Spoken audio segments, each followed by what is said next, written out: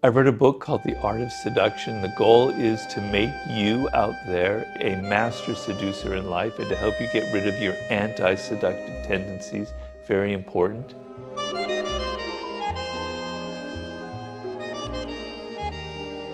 The following is a compilation of all those seductive interviews I've done over the years in which I've discussed the many ideas in this book.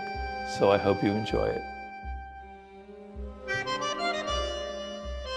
So the first thing we have to agree on here is you want the ability to influence them. You want the ability to persuade them, to be able to move them to some degree in your direction, to get them interested in your ideas, and to be honest with yourself that this is something that you want.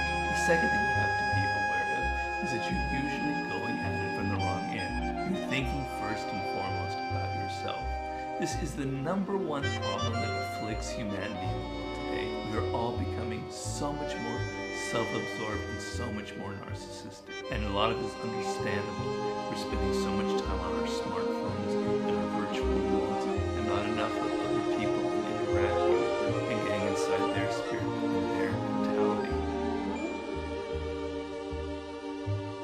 People can get very boring very quickly, particularly if you can't have a conversation with them about subjects that interest you. And so animals is a very good example. I'm not saying that you both have to be Democrats or Republicans. That's too banal and superficial. But the love of animals reaches into your character, reaches something deep inside of you. It signals something about it that's so primal, that's so connected to a child, that there's going to be a deep connection there. And it's not like you have to both love cats, which is good if that happens to be the case, but just animals in general. You love their energy. You love the fact that they're innocent in their own way. You love the fact that they're not playing games with you. You love the kind of instant love you can get from them kind of thing. And you connect to them on that level is a very, very positive sign because it goes beyond just intellectual things into something emotional and visceral. So really the emotional connections, the values that you have together are very important. Money is another one that's extremely important. So if one of you is incredibly material oriented and it's all about money as power and success and comfort, and the other isn't really into it, is into spending money, etc. A lot of people have endless fights over something like money where there's no convergence there. And money signals a deeper value about the person. So I'm not saying there's anything wrong if money motivates you. I'm not moralizing about it because that can signal a value that maybe you grew up without it, and that feeling comfortable and feeling like you don't have to worry about something is very, very important to you. And the not being interested in money would reveal something about your character. So I'm telling people you want to look at the person's character and see a kind of convergence there, something that can last. People are dying to be taken out of their lives, out of the banal day-to-day work, and to be taken on a ride. They want enchantment. They want some drama in their life. They want pleasure. I talk about in the book, it's like a child. Seduction is reaching the child of everybody. And when you were a child, you were 1 year old, what was the greatest pleasure you had? It was being picked up by your father, your mother, and kind of whirled around. And that's sort of what I consider the icon of seduction is the siren itself, because that's where the concept came from. And that's a woman who has a very powerful sexual energy that any man can feel. It's not overt in that they're not coming on to you, but they just radiate this kind of intense physical energy. And there's an element almost of danger to them. And that's sort of what excites the man about the siren. And then the male equivalent of that is what I call the rake. And the rake is a man who has an intense interest in women. He loves women to an incredible degree. It like obsesses him. But he can never be satisfied with one woman. And because he so much is interested in women, he understands them so deeply. Then there's the dandy, that's the kind of androgynous seducer who mixes male and female characteristics. Then there's the natural, someone who's kind of got a childlike energy. They're just so authentic, they're not faking anything. They've got that kind of innocence about them, and it's devilishly seductive. There's the coquette, there's someone who blows hot and cold. They know how to play hard to get. They get your claws in you. And then they withdraw, and you go crazy, and you have to pursue them, and going after them. Then there's the star, which is well can be male or female. That's a person who has a kind of a distance. You know, a star is something that we project all of our fantasies onto. right? We imagine that they're almost larger than life. And it's a person who knows how to be kind of blank and yet have this sort of Hollywood-like presence about them, a kind of confidence. And they become a screen which we project all of our fantasies on. And we can think of millions of examples in pop culture, you know. And then there's the charismatic. This isn't so much a sexual seducer, because not all the art of seduction is about sex. A lot of it's about social seduction, political seduction, marketing seduction. The charismatic is a man or a woman who's filled with this intense kind of confidence. And the image that I use is that there's almost like a light inside of them. You can't see, but from within, it illuminates them, and it makes their eyes wide open with an energy, and it gives them this kind of animation. We have to hear everything they say. They're great orators, right? And they radiate this kind of confidence that sucks us in. We feel like when we're close to them, we're getting some of their own confidence. We feed off of it.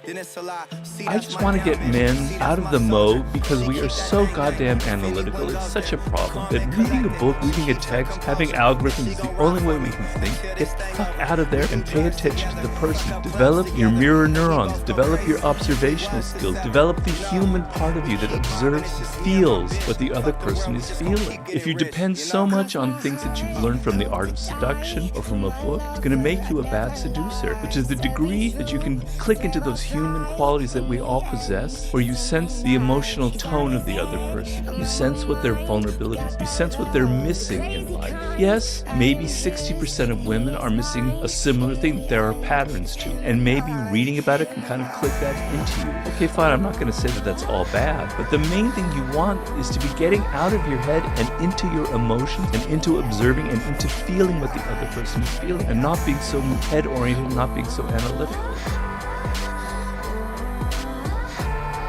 The most important thing that you need to judge a person on is how I don't mean that to the end, I'ma ride with you. Mob and get money, get high with you. Yeah. They have a they able to kind of feel they have. Stay solid, never lie to you. Swear most likely I'ma die with you. A lot of men would come to you as well, which is, you know, I was thinking about what I should say, what I should do in this situation. You've got to flip the script. Stop thinking of yourself, about your insecurities,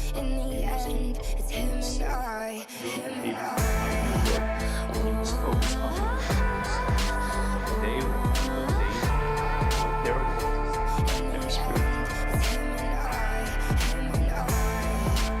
first of all, there's the desire to be a seducer, which a lot of people will say, oh, I'm not interested. And what I'd say in the book is remember the time that you experienced probably in your life when another person had fallen in love with you, and you sensed that you had power over them, that they were under your spell, that the things that you said excited them and interested in them. The walls, the resistance that people normally have are so frustrating. You can't reach your kids, you can't reach your wife, the people at work, they're closed to you. And in that moment when someone had fallen in love, that wall came down and you had this sort of back and forth electricity. It's amazing, you love it, it's powerful, it's great. You want that. You don't want the sexual version of it in your office, obviously, but you want to be able to persuade, to get people to lower some of their usual walls and resistance to you. Confidence is extremely important in the realm of seduction. You can almost not go wrong with it. Yes, you can border on being insane and grandiose, but the feeling of that person is comfortable and confident and has that kind of inner force, energy that's coming up from somewhere they don't know is very powerful and very compelling. If you're the pleasing type, which is your whole strategy in life is pleasing other people, getting them to like you, it doesn't come from a place of security. It comes from a place of deep, deep insecurity. You don't understand really who you are, and so you can't control it. And so you're always trying to please people. we can sense, we can smell people's insecurities. And when it comes to like seduction between men and women have a sixth sense of they can smell an insecure man. They can smell it in you.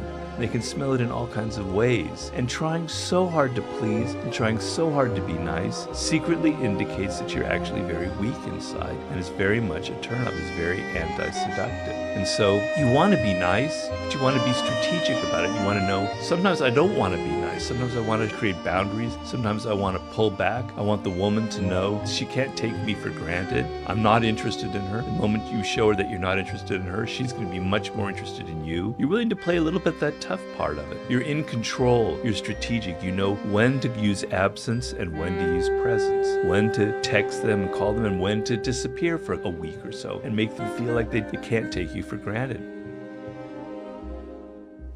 If you think about your life, you spend a lot of your life kind of being defensive. People are always trying to get something from you. Advertisers are trying to get you to buy their product. People are in your face. They want you to do this, that, and the other. So you get defensive.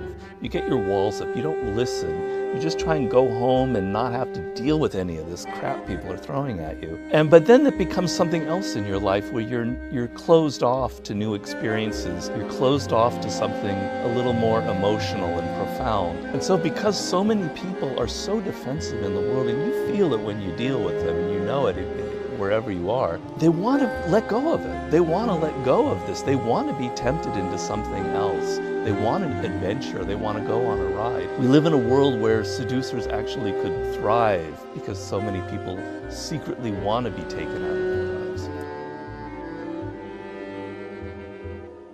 Vulnerability is seductive, but insecurity is anti-seductive. There's a big difference. If I can define seduction in simple terms, most of the time we are closed to the influence of other people, particularly now. We have these walls up because life is harsh. People are coming at us with their advertisements, with their pleas, with their wanting money, with this, that, and the other, and we've all learned to be very defensive. And seduction is an openness, is the opposite of that. And you felt it when you were a child towards your parents. You felt very vulnerable and open. And there was an element of your parents and how they treated you that was very much like a seduction. So seduction is about being open to the other person to the extent where you can even fall in love. You can fall under their spell. And the sense of letting go of your ego, letting go of your defensiveness, and letting another person enter your world is being seduced. It requires vulnerability. Our day-to-day lives are kind of banal, they're not interesting. And seduction is this realm where things are slightly heightened. It's not that you're being fake, it's that you're having a slight theatrical edge. So you dress differently than you would normally dress. You take someone to a place where they don't normally go to. You have some surprises. You create some kind of a little bit of theater in their life. Somebody who can't do that, who's just wants to be themselves, like, the first date, well, why don't you come over to my house, we'll have some pizza, and we'll just hang out. That's just what life is normally like.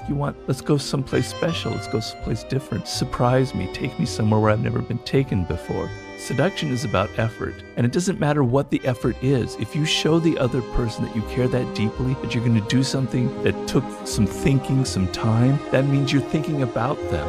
And we read those signs in a nonverbal way.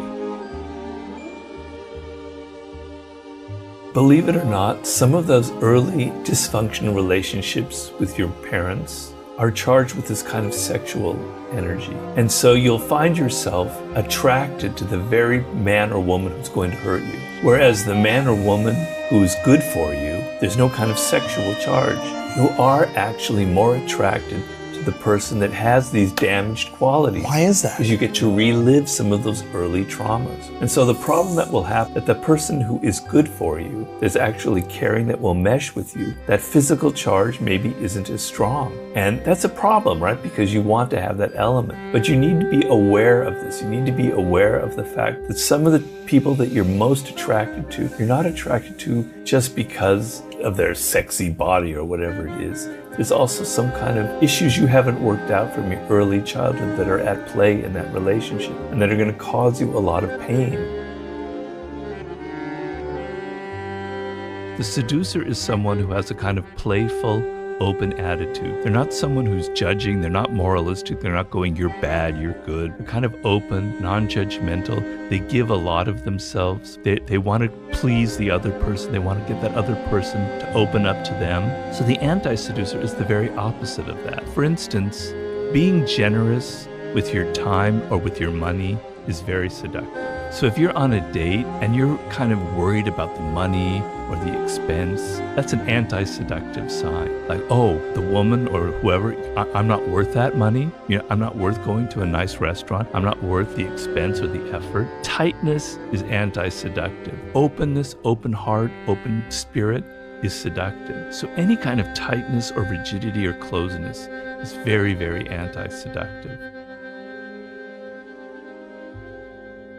Talk to a man about himself and he will listen for hours. Yeah, Benjamin Disraeli is one of the greatest seducers ever, and absolutely brilliant. First of all, consider this. He was a dark-skinned Jewish man in England who became prime minister. And imagine the prejudice against somebody like that in a country like that. How did he ever do it? Because he was a charmer, a seducer. He could seduce the birds out of the trees. He seduced Queen Victoria. She was madly in love with this dark-skinned Jewish man. And the whole art of it was, for Disraeli, was to make the other person feel like they were special, they were brilliant. There's a quote I have in the book, I'm not going to get it exactly right, but there's this woman who said, after sitting next to Gladstone at dinner, I thought he was the most brilliant man in England. After sitting next to Disraeli at dinner, I thought I was the most brilliant woman in England. What is the major complaint that people have, particularly women, but men also, who've been in a relationship for 3, 4, 5, 10 years, is that there's no more magic left, there's no more enchantment. You know the other person so well, there's no mystery left. They take you for granted. You see them every day doing the same things. So seduction is something that still goes on even in a relationship, even after you've been together for several years, where you don't have to do it every day because it gets tiring, but every week or a month or so, you do something, you re-seduce the other person. You show that there's still something they don't know about you. You reveal that there are depths to you and things that they never figured out before. There's still an element of mystery. There's still an element of drama. You're still putting in the effort to take them to a place that they've never been to before. These are things that we don't have a lot in the world today. We don't live in a world with a lot of that kind of enchantment. Things are very direct and brutal, and I think people have this need. What makes for a great seducer is very simple. You are outer directed.